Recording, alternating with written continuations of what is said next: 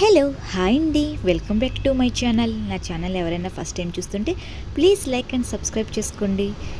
ఇవి ఇంట్లో కాసిన వంకాయలండి. ఇవి 2 రకాలు ఇంట్లోనే కాసినవి. ఈరోజు వీటితో వచ్చేసి నేను గుత్తొంకాయ కర్రీ అయితే చేస్తున్నానండి. రైస్లోకి, చపాతీలోకి, వాటిలోకి అయితే చాలా బాగుంటుంది. ఈరోజు అయితే నేను గుత్తొంకాయ కూర అయితే వండుతున్నానండి. ఫస్ట్ వచ్చేసి స్టవ్ మీద అయితే ఒక పాన్ పెట్టుకున్నానండి. కొంచెం పల్లీలు, ధనియాలు, ఎండు కొబ్బరి వేసుకొని కొంచెం ఫ్రై అయితే చేస్తున్నానండి. ఫ్రై చేసాక ఇవైతే మిక్సీ పట్టుకోవాలి. నెక్స్ట్ మిక్సీ పట్టించుకున్న తర్వాత ఇందులో ఒక 2 ఉల్లిపాయలు, 4 వెల్లుల్లిపాయలు, కొంచెం అల్లం, కొత్తిమీర, 2 టమాటాలు వేసుకోవాలండి. ఫస్ట్ వచ్చేసి ఇది మిక్సీ పట్టేయాలి, కచ్చాపచ్చ పల్లీలు అవి. తర్వాత ఇవన్నీ వేసుకొని అల్లం, ఉల్లిపాయ, వెల్లుల్లిపాయ, టమాటాలు, కొత్తిమీర ఇవన్నీ వేసుకొని కొంచెం అయితే మిక్సీ పట్టాలండి. ఇందులో కొంచెం వాటర్ కూడా పోసుకోండి, కొంచెమే పోసుకోవాలి. మరి జారు అయితే వంకాయల్లో నుంచి జారిపోతుందండి. కొంచెం అయితే వాటర్ వేసుకొని ఇదైతే నేను మిక్సీ పట్టేసుకున్నాను. నెక్స్ట్ ఇందులోకి వచ్చి కొంచెం పసుపు, మన స్పైసీకి తగ్గట్టు కారం, నెక్స్ట్ వచ్చేసి సాల్ట్, టేస్ట్కి సరిపడా సాల్ట్ కూడా వేసుకోవాలండి.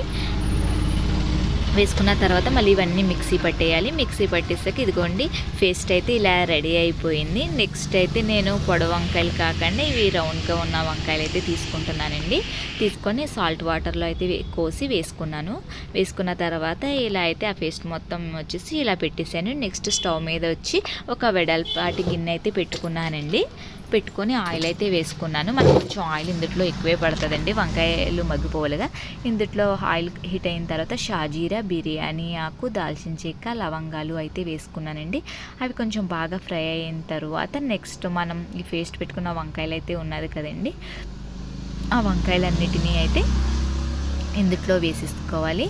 కర్రీ వచ్చేసి సిమ్లో ఉంచుకోండి. వంకాయలు తొందరగానే మగ్గిపోతాయి, లేత వంకాయలు అయితే. నేనైతే మూత పెట్టేసుకున్నాను. నెక్స్ట్ కొంచెం చింతపండు నానబెట్టుకోండి, చింతపండు పులుసు వేయాలి లాస్ట్లో.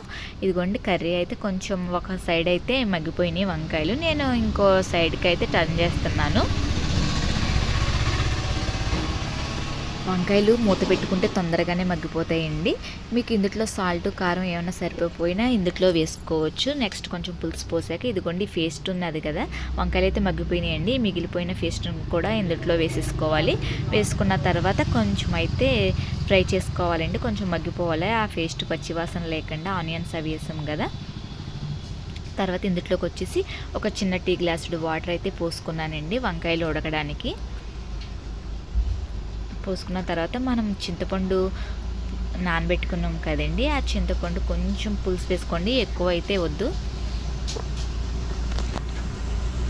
ఇగోండి ఇప్పుడు చింతపండు పులుసు కూడా వేసేసుకున్నాను నేను. కర్రీ అయితే రెడీ అయిపోయిందండి.